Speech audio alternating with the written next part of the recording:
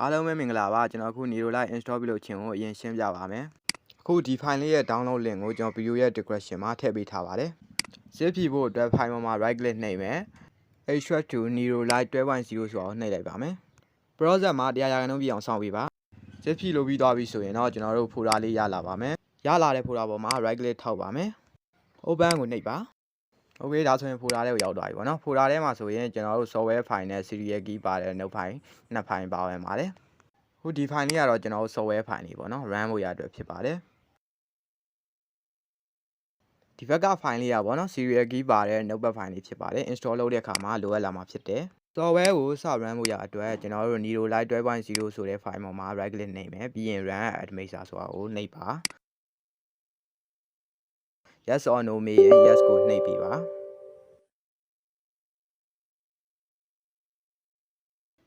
ခုလို valve လေးပေါ်လာပြီဆိုရင်တော့ကျွန်တော်တို့ accept ကိုနှိပ်ပေးလိုက်ရုံပါပဲဒီနေရာမှာဆိုရင်တော့ကျွန်တော်တို့ရှေ့မှာပြောခဲ့တဲ့ serial key လေးအားလိုအပ်လာပြီပေါ့နော်ကျွန်တော်တို့ serial key မပါဘဲနဲ့ရှေ့ဆက်လို့မရပါဘူးဒီနေရာမှာထည့်ရမှာပေါ့နော်အဲ့ serial key ကအဲ့တော့ serial key ယူဖို့ရအတွက် notepad file ကိုဖွင့်လိုက်မယ် file ပေါ်မှာ right click နှိပ်မယ် open ကိုနှိပ်မယ်โอเคဒါဆိုရင် file လေးပွင့်သွားပြီပေါ့နော်ဒါဆိုရင်စာရီပေါ်မှာ right click နှိပ်ပါမယ်ပြီးရင် select ကိုနှိပ်မယ်โอเคဒါဆိုရင်အားလုံး select ဖြစ်သွားပြီပေါ့နော် select ဖြစ်သွားပြီဆိုရင် right click နှိပ်ပြီး copy ကိုတစ်ချက်နှိပ်ပါစောနာ run ခဲ့တဲ့ဘက်ကိုပြန်သွားမယ်ပေါ့နော်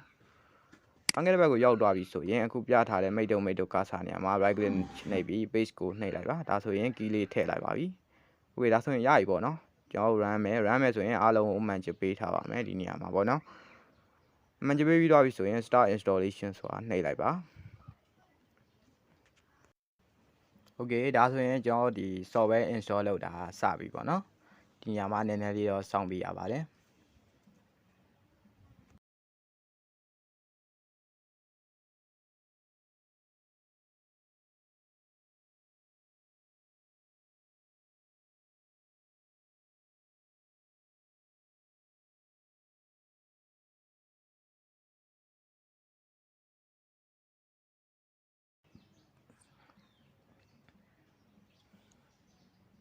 โอเคဒါဆိုရင်ကျွန်တော် install လုပ်လို့ပြီးသွားပြီပေါ့နော်ဒါဆိုရင် install လုပ်တဲ့အပိုင်းက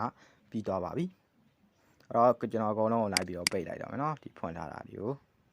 โอเคအခုဆိုရင်ကျွန်တော်ဒီဗီဒီယိုကြည့်နေတဲ့သူတွေအကုန်လုံး install လုပ်တတ်ကြမယ်လို့မျှော်လင့်ပါတယ်โอเคအဲ့တော့ကျွန်တော်တို့ DVD ဘန်းတာကိုဆက်ပြီးလုပ်ပြပါမယ် DVD ဘန်းတာလို့ပြောပေမဲ့လည်းကျွန်တော် CD ဘန်းတာနဲ့ကအတူတူပဲဖြစ်ပါတယ်ဘန်းတာကပါလဲဆိုရင်ကျွန်တော်တို့ဒီဟိုပါပေါ့နော်ကွန်ပျူတာရဲ့ data ကို CD သုံးဖို့ DVD ရဲ့ကိုကူးထည့်တာပဲဖြစ်ပါတယ်ကျွန်တော်တို့အနေနဲ့ DVD ဘန်းဖို့ရအတွက်ကျွန်တော် Nero Express ကိုဖွင့်မယ်ပေါ့နော်အရင်ဆုံး step button ကိုနှိပ်မယ်နှိပ်ပြီးတော့ကျွန်တော် Nero Express ဆိုပြီးတော့ရိုက်ရှာလိုက်မယ်ပေါ့နော်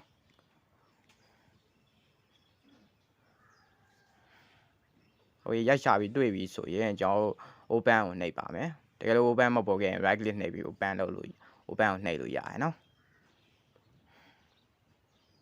โอเคကျွန်တော်ကတော့ပေါ်လာပြီဆိုတော့ open ကိုနှိပ်လိုက်ပါမယ်โอเค open ကိုနှိပ်လိုက်မယ်တကယ်လို့မတွေ့ဘူးဆိုရင်ကျွန်တော် data series program 86ကအတိုင်း Nero တွေ့ရတာ Nero express.exe ကိုတွားပြီး right click နှိပ်ပြီး open ကိုနှိပ်လို့ရပါတယ်ဟိုဒါဆိုရင်တော့ကျွန်တော်ဒီဘန်းနဲ့လုပ်ငန်းစဉ်ကိုစပြီးတော့လုပ်လို့ရပြီပေါ့နော်ကိုက CD ဘန်းညင် data CD ကိုရွေးမယ်ပေါ့နော် DVD ဘန်းညင်ကိုက DVD ကိုရွေးပြီးရုံပါပဲကျွန်တော်က DVD နဲ့လုပ်ပြမှာဖြစ်တဲ့အတွက် data DVD ကိုနှိပ်လိုက်မယ်โอเคဒီနေရာရောက်ပြီဆိုရင်ကျွန်တော်ဘန်းညင်တဲ့ file တွေကိုထည့်ရမယ်ပေါ့နော်ကျွန်တော်ဘယ်လောက်ဆန့်နေဘယ်လောက်ထည့်လို့ရသေးတယ်ဆိုတာကိုကျွန်တော်ခုများပြထားတဲ့အောက်ကနေရာမှာကြည့်နိုင်ပါတယ် file နဲ့ထည့်တဲ့နေရာမှာကျွန်တော် CD က DVD လောက်တော့မဆန့်ဘူး data site နည်းတယ်ပေါ့နော် file ကိုထည့်ဖို့ရအတွက်ကျွန်တော်တို့ဘေးနားလေးကကြားဆိုတဲ့နေရာလေးကိုနှိပ်ပြီးတော့တွားလိုက်ရတယ်ဘေးနားလေးက down arrow လေးကိုနှိပ်ပြီးတော့ file ကိုရွေးလိုက်ရတယ်ပေါ့နော်ကျွန်တော်ကတော့ file explorer အတိုင်းပဲကျွန်တော်တိုက်ရိုက်ထည့်ပြမှာဖြစ်တယ်ပေါ့နော်အဲ့တော့ကျွန်တော်အဲ့ file explorer ဘက်ကိုတစ်ချက်သွားလိုက်မယ် Nero ဘက်ကိုဆွဲထည့်လို့ရအောင်ကျွန်တော် minimize button ကိုနှိပ်ပြီးတော့အနည်းငယ်ကျင်းလိုက်မယ်ပြီးရင်တင့်တော်တဲ့အနေထားရအောင်ကျွန်တော်မောင်လေးနဲ့ဖိဆွဲမယ်ပေါ့နော်ပြီးရင်ထည့်တဲ့ file တွေအားလုံးကို select ပေးမယ်ကိုတစ်ဖိုင်တော့တစ်ဖိုင်ပေါ့ select ပေးရမလို့ပေါ့နော်ပြီးရင်ဆွဲထည့်လိုက်မယ်ပေါ့နော်ခုလိုဆွဲထည့်လိုက်တဲ့အချိန်မှာကျွန်တော်အောက်မှာအစိမ်းရောင်လေးပေါ်နေပေါ့နော်အဲ့အစိမ်းရောင်တွေကဒါမပြည့်သေးတဲ့တဘောဖြစ်ပါတယ်တကယ်လို့ပြည့်တယ်ဆိုရင်အနီရောင်ပြမယ်ပေါ့နော် Okay ထည့်ပြီးပြီဆိုရင်ကျွန်တော်ဆက်လုပ်မယ်ပေါ့နော် next ကိုနှိပ်မယ်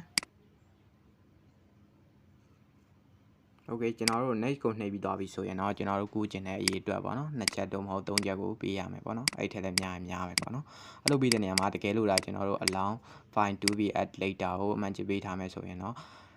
ပေးလို့ရမှာမဟုတ်ဘူးပေါ့နော်တစ်ချက်ပဲပေးလို့ရမယ်ကျွန်တော်ကတော့တစ် file ပဲလုပ်ပြမှာဖြစ်တဲ့အတွက် allow file to be as ကိုအမှန်ချပေးလိုက်ပါမယ် Okay ဘန်းကိုဆက်နှိပ်ပါမယ် Okay အခုလိုမျိုးအစိမ်းနှမ်းလေးစသွားပြီဆိုရင်ကျွန်တော်ဘန်းနဲ့လုပ်ငန်းစဉ်စပါပြီနောက်က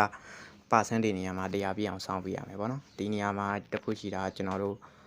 ဘန်းလိုက်တဲ့ file size ကများရင်များတယ်လို့အချိန်ကြာတတ်ပါတယ်စောင့်ပေးလိုက်မယ်ပေါ့နော်100ရာခိုင်နှုန်းပြည့်တဲ့အထိအောင်